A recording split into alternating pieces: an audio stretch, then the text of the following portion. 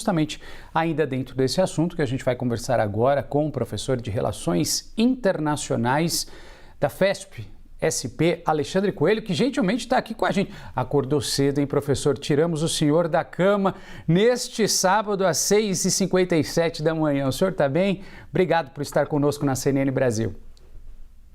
Obrigado, meu caro. É um prazer estar aqui. Tô bem, já tomei meu cafezinho da manhã e já comecei as minhas leituras aqui. Com muito café, né? Seguimos juntos aqui. Professor, a primeira pergunta que eu tenho para você a respeito desse conflito é o que a gente pode esperar, professor, daqui para frente. Estamos falando de um conflito que chega ao seu 8º dia e sem nenhum sinal de trégua, sem nenhum sinal de fim ou então até mesmo de negociação, né? A gente está acompanhando aí madrugadas de bombardeios, pessoas que ali residem nas principais áreas, né, desse conflito tentando sair. Enfim, qual o cenário que o senhor analisa neste momento? Bom, entendo que é de mais intensificação dessa guerra, né? A gente está numa fase agora de justamente tornar a negociação, ou melhor, o custo da guerra, seja em relação ao Irã, seja em relação aos Estados Unidos, cada vez mais pesado. Ou seja, intensificação dos bombardeios americanos sobre o Irã e, por sua vez, o Irã espalhando essa guerra enquanto ele tiver munição, né? Ou seja, como a gente tem visto agora na semana passada, não só países do Golfo, mas inclusive mísseis dirigidos à Turquia, né? Que por sorte a OTAN conseguiu interceptar.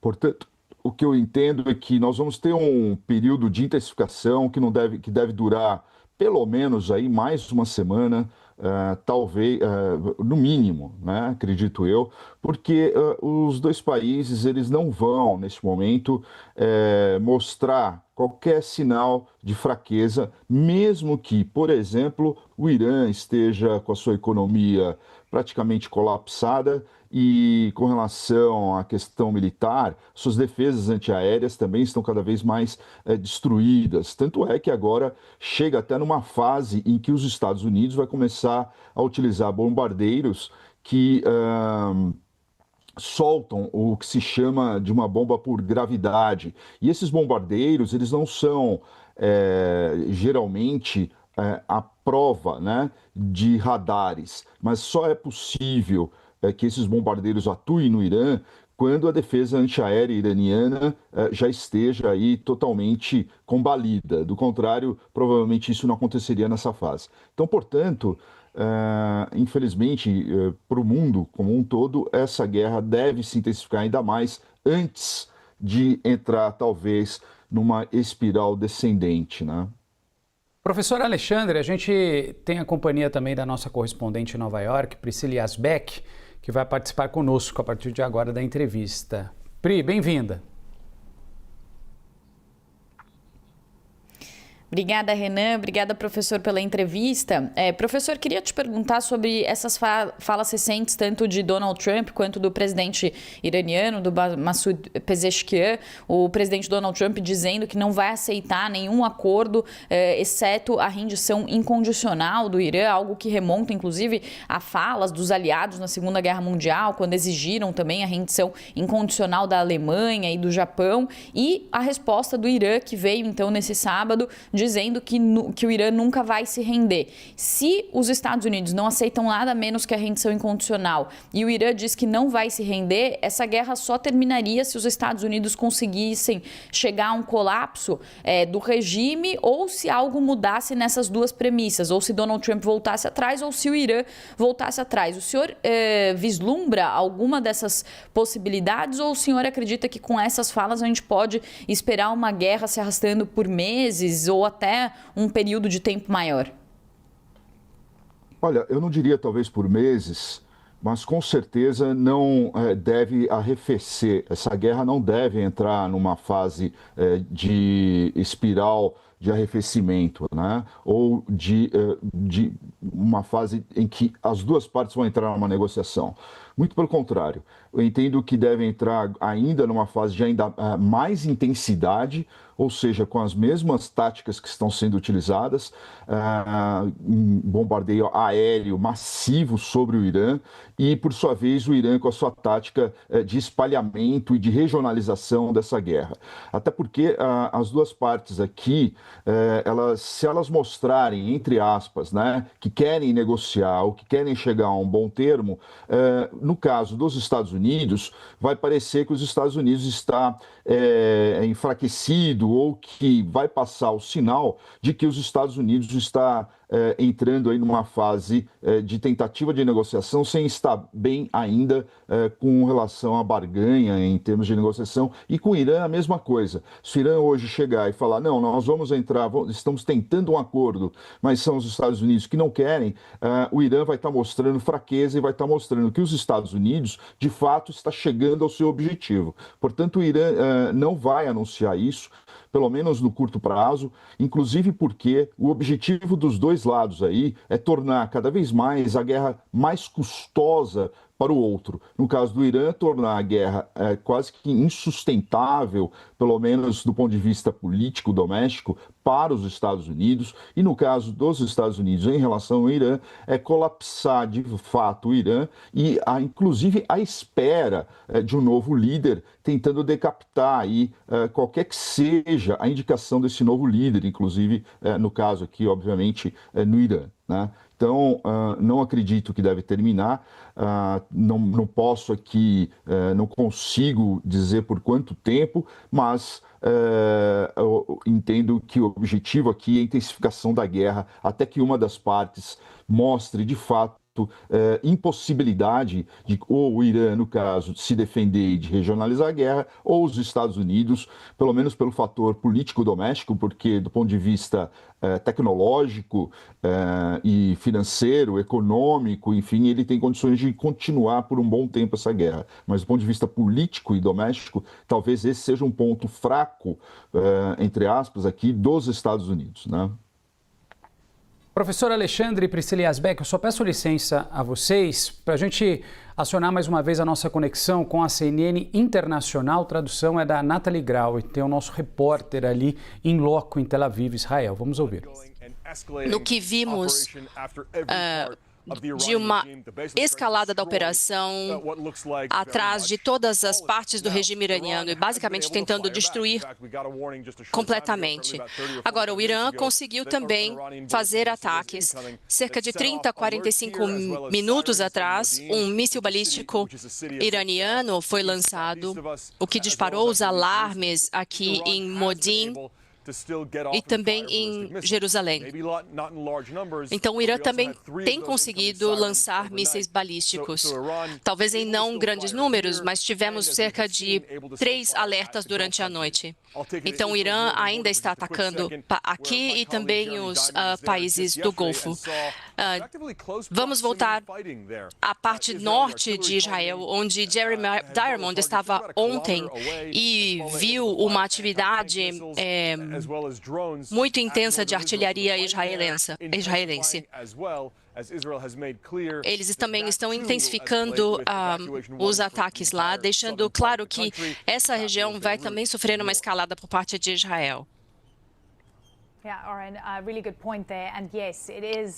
Bem, Oren, ótimo ponto, e sim, faz uma semana que Israel lançou esse ataque preventivo no Irã e o que vimos desde então é milhares de mísseis balísticos e drones vindo para países do Golfo, incluindo os Emirados Árabes.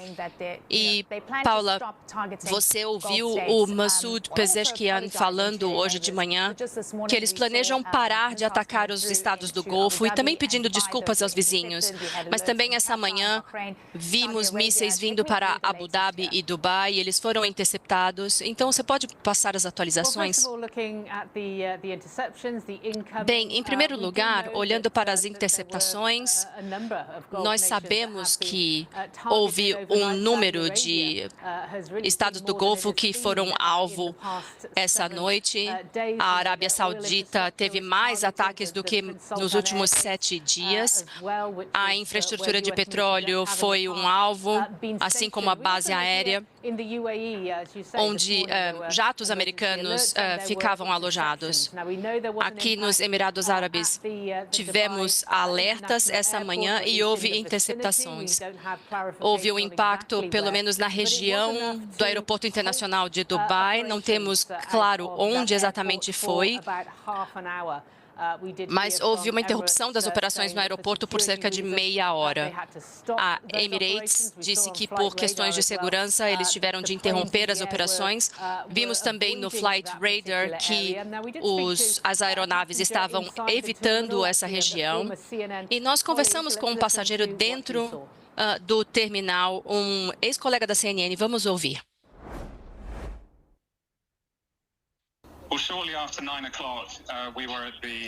Bem, logo depois das 9 horas, nós estávamos no Terminal 3 do Aeroporto Internacional de Dubai e houve um grande impacto.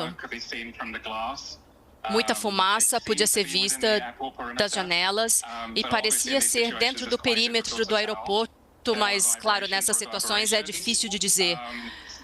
Houve uma grande reverberação e o que foi extraordinário é que as autoridades de Dubai reagiram de forma profissional, eles estavam calmos, não houve pânico, os passageiros não demonstraram pânico, pelo que eu pude ver. Bem, considerando a declaração do presidente iraniano, aparentemente ele foi pré-gravado. A declaração foi divulgada basicamente no mesmo momento que houve esses alertas dos Emirados Árabes. Mas ele basicamente, pessoalmente, se desculpou às nações do Golfo, os chamou de irmãos, disse que prefere resolver com diplomacia em vez de combate. E é importante dizer que o Conselho decidiu que não teria as nações do Golfo como alvo, a não ser que houvesse ataque dessas nações do Golfo. Aparentemente, então, há uma certa diminuição das tensões nessa região. Claro que isso também, se for seguido pela desaceleração das Forças Armadas. Precisamos ver pelas próximas horas se essa mensagem do presidente vai chegar às pessoas em operação com os mísseis e drones. Nós ouvimos dizer que há uma força militar descentralizada porque sabem que a liderança foi abatida, então eles continuam a retaliar sem ordens de cima, digamos assim. Então será interessante ver se essa mensagem do presidente vai chegar nas pessoas em solo. Elaine. Paula Hancock, em Dubai, muito obrigada. E a CNN é a primeira rede de televisão a produzir... Tá aí, acompanhamos nessa conexão direta com a CNN Internacional os relatos de como foram as últimas horas, a última noite, né, de sexta para sábado, madrugada, e também os ataques que reverberaram não somente nas capitais do Irã, Líbano, como também em estados do Golfo, né? A gente segue aqui conversando com o professor de Relações Internacionais da FESP-SP, Alexandre Coelho. Estou na companhia também da nossa correspondente em Nova York, Priscila Yazbek. Professor, acho que foi importante a gente acompanhar essa transmissão e o relato dos repórteres em loco, né, em alguns estados do Golfo, que trouxe para a gente um pouquinho daquilo que a gente já estava conversando e o senhor antecipando, né, que os ataques eles continuam e devem continuar. Aqui a gente ouviu, até anotei, a repórter trazendo ataques em Dubai, Abu Dhabi, um relato de um colega, de um jornalista que estava dentro do aeroporto em Dubai, também explicando ali os reflexos, os impactos, né, vidraças estilhaçadas, enfim, como é que os agentes de segurança em Dubai resolveram aquela questão de uma forma tranquila. Arábia Saudita também, mais ataques. Agora me chamou muita atenção, foi uma frase, né, da correspondente em Abu Dhabi, ela dizendo que a força militar parece estar descentralizada, ou seja, será que esse recado do presidente do Irã de fato vai chegar? Né? Porque parece que há muitos ruídos, né? Os Estados Unidos, os ataques também de Israel descentralizaram toda essa força militar do Irã. O que a gente pode enxergar e entender diante dessa frase? Também entendi o que você quis dizer aí, é bem colocado, né? Que o que pode também acontecer, inclusive por causa dos bombardeios constantes e decapitações, é de fato o líder iraniano, pelo menos o atual, aquele que ainda representa o Irã antes de uma indicação de um líder supremo, pode não estar chegando às bases, né, da Guarda Revolucionária, ou então pode estar tendo de fato ruídos e conflitos de informações entre o que um fala e o que os outros estão fazendo. Outro risco também é o anúncio, ou a retórica, ou a posição de um líder, no caso aqui, o presidente do Irã, e por sua vez o Hezbollah ou outras proxies aqui do Irã não estejam ainda respondendo de acordo com, pelo menos, a liderança provisória, né? Ou seja, a gente também não pode tirar dentro dessas análises aqui a possibilidade de ter ataques, sejam por parte dos Houthis, seja por parte do Hezbollah ou milícias iraquianas, enfim, que podem, por sua vez, continuar ataques e não responder, pelo menos de forma imediata, ao que for estabelecido pela liderança iraniana. Então, a gente talvez tenha que aguardar aí mais algumas horas para ver se de fato essa mensagem do Irã seja de fato realista, né? Ou seja, de não atacar os países do Golfo. Do contrário, outra percepção ou outra interpretação pode ser com relação a uma retórica tão somente aí do Irã, ou seja, uma estratégia ambígua em tempos de guerra por parte do Irã. Mas não dá ainda para a gente cravar. Talvez seja interessante esperar algumas horas para ver o que de fato está acontecendo, né? Se você está chegando agora aqui na CNN Brasil, 7 horas e 14 minutos, estou na companhia da nossa correspondente em Nova York, Priscila Yazbek, do professor de Relações Internacionais, Alexandre Coelho, também, a gente reverberando e repercutindo muito ainda a respeito dessa questão, desse conflito, dessa guerra que chega ao 8º dia no Oriente Médio. Priscila Yazbek está com a gente aqui também. Pri, por favor, a sua pergunta. Professor, queria perguntar como que fica o tabuleiro global, né, diante dessa guerra. A gente falou sobre os Estados Unidos que tem pressa para resolver esse conflito em meio às eleições de meio de mandato, popularidade baixa de Donald Trump, reflexos na economia americana, mas queria colocar também na conversa China, Rússia e os países europeus, né? Países europeus como Reino Unido, Itália, França já mobilizaram ativos militares, também permitiram que os Estados Unidos usem bases militares dos países na região para fazer os ataques. Como que o senhor vê também essas outras potências envolvidas na guerra? Quem sai ganhando e quem sai perdendo? Pois é. Me parece que, em princípio, né, talvez ganhando de início seja a Rússia, de forma porque o petróleo está ficando cada vez mais escasso e a Rússia hoje é um grande ainda produtor de petróleo, ou seja, a Rússia pode ser uma boa alternativa para compras de petróleo por parte da China, né? Quando a gente olha para esse tabuleiro, existem aí talvez pontos positivos e negativos ao mesmo tempo para todos esses países que você citou, né?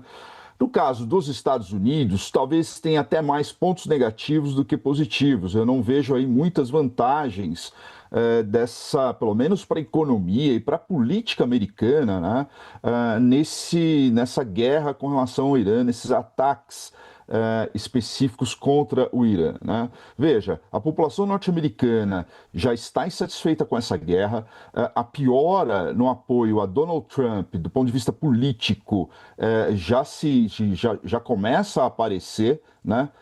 O que já não estava bom está piorando, né? Porque a população americana, de fato, é contra essa guerra, ainda mais quando não se tem objetivos políticos claros por parte dos Estados Unidos, ou seja, são diversos objetivos ao mesmo tempo, cada hora Trump coloca ali um objetivo específico para essa guerra, ou seja, do ponto de vista político e doméstico, para Donald Trump, no caso, para os Estados Unidos, está sendo bem negativo, ou seja, tende-se aí até aumentar o custo de vida dos Estados Unidos, da população americana, por causa do aumento do preço do petróleo, inclusive, como você bem colocou agora logo cedo, já chegou a $90 o barril. A gente tem que lembrar que ontem ainda estava em 85, antes de ontem $80, quando começou a disparar, ou seja, está a $90, inclusive está coincidindo com o mercado futuro do petróleo Brent, né? Ou seja, o mercado futuro já está precificando o preço do petróleo acima de $90, inclusive. Esse é um ponto. O segundo, por exemplo, com relação à China, obviamente a China tem suas reservas de petróleo, mas isso também não deve durar por muito tempo, ou seja, a reserva aí não é ad infinitum. Conclusão, a China, que depende muito do petróleo que sai dos países do Golfo, de fato está aí com um problema grande do ponto de vista de fornecimento de petróleo, de energia. É claro que a China pode buscar alternativas, como eu acabei de dizer, junto à Rússia, né? Pode buscar alternativas, inclusive junto ao Brasil, um grande exportador de petróleo também. No entanto, é difícil substituir uma fonte de petróleo como a dos países do Golfo, né? Então, a China, por sua vez, vai enfrentar problemas de energia se essa guerra continuar, né?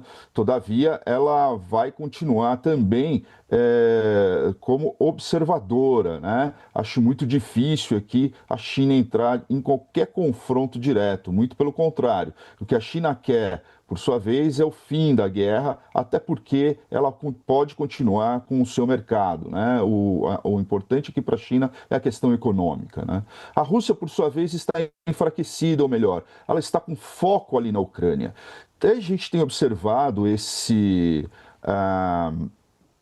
essa questão, essa posição da Rússia desde a queda de Bashar al-Assad. Ou seja, a Rússia ela já não tem conseguido ajudar os seus parceiros ali no Oriente Médio já faz um certo tempo, né? E até por causa da questão ucraniana, né? O foco dela hoje é a Ucrânia. A Rússia está, digamos, criou ali, de certa forma, uma armadilha para ela mesma, que é a questão ucraniana. Então, não adianta esperar qualquer ajuda por parte da Rússia em relação ao Irã, até porque a Rússia aí tem interesses econômicos e comerciais com os Estados Unidos, então não seria interessante criar qualquer fator de risco, né, que possa pôr abaixo a relação entre Putin e Trump. É claro que talvez tenha aí ajudas de inteligência, tanto por parte da China quanto por parte da Rússia, em relação ao Irã, mas não deve passar disso e nem de retórica, né? Em relação à Europa, o que a gente está vendo foi um começo tímido, ou seja, os europeus mostrando para os Estados Unidos, mostrando para Trump, que eles são necessários, né, em termos de ajuda, ou seja, se Trump quer, de fato, alguma efetividade nessa guerra com o Irã, tem de ter também e tem de esperar uma ajuda dos aliados. Tem de contar com os aliados. Então, eles estão tentando mostrar o preço disso e a importância da Europa nesse conflito no Oriente Médio. Embora um começo tímido, como você bem colocou, já estão mandando aqui, né? A França, a própria Alemanha, o Reino Unido, né? Ou seja, inclusive para fortalecer as bases lá no Chipre, né? A proteção em relação ao Chipre. Nós vimos também, nessa semana que passou, ataques de drones sobre a Turquia, que é um membro da OTAN, ou seja, a Europa começa a se preocupar com essa guerra porque a gente sabe que um dos objetivos do Irã, inclusive tático e estratégico, é espalhar essa guerra e tornar essa guerra cada vez mais dolorida, não só para os Estados Unidos, mas como para outras potências também, e principalmente as europeias, né, que por sua vez estiverem ajudando aqui os Estados Unidos. Portanto, atualmente, o quadro está me mostrando que esse conflito está se generalizando, né? primeiro, estava tentando ficar local ali só no Irã, depois regionaliza para os países do Golfo e depois, durante a semana, começa a espalhar para alguns países, inclusive, como acabei de dizer, com relação à Turquia, que é membro da OTAN, e também com relação ao Chipre, né? Embora o Chipre não seja membro da OTAN, mas o Chipre é um país importante bem ali do lado da Europa. Ou seja, a situação é de fato bem complexa. Eu imagino que os europeus devem entrar, não diretamente nessa guerra, mas com diversas ajudas, segundo eles, de defesa, né? Para pelo menos mostrar para os Estados Unidos que eles são necessários, sim, em termos de aliança, né?